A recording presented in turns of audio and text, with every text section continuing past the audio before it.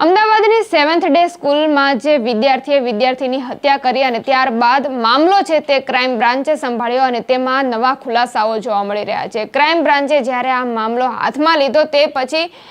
જે પોસ્ટમોર્ટમ ખાતે આ વિદ્યાર્થીને પણ મોકલવામાં આવ્યો હતો અને પોસ્ટમોર્ટમમાં જે ખુલાસાઓ થયા છે તે ખુલાસાઓ ચોંકાવનારા છે, કારણ કે આ વિદ્યાર્થી છે તેમને જ્યારે હોસ્પિટલમાં દાખલ કરવામાં આવ્યો હતો ત્યારબાદ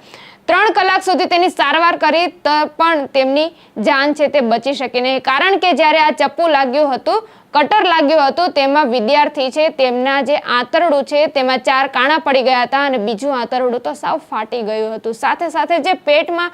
તેમને ધમની અને શીરામાં પણ કાણા પડી ગયા હતા અને નળીઓમાંથી લોહી છે તે ખૂબ જ રીતે વહી ગયું હતું અને 2.5 લીટર જેટલું લોહી છે તે પેટમાં જમા થઈ ગયું અને તેને લઈને જે આ લોહી જમા થઈ ગયું, સાથે સાથે તે કિડની, મગજ, હૃદય જેવા અંગોને પહોંચી ન શક્યું અને મહા મહેનત બાદ પણ જે ઈજાગ્રસ્ત વિદ્યાર્થી હતું તેમનું મોત થયું છે। સાથે સાથે ક્રાઇમ બ્રાન્ચે જે રીતે તપાસ કરી રહી છે તેમાં પણ એક ખુલાસો જોવા મળી રહ્યો છે કે જે વિદ્યાર્થી જેમણે હત્યા કરી છે તે વિદ્યાર્થી 1 વર્ષથી ચપ્પુ છે,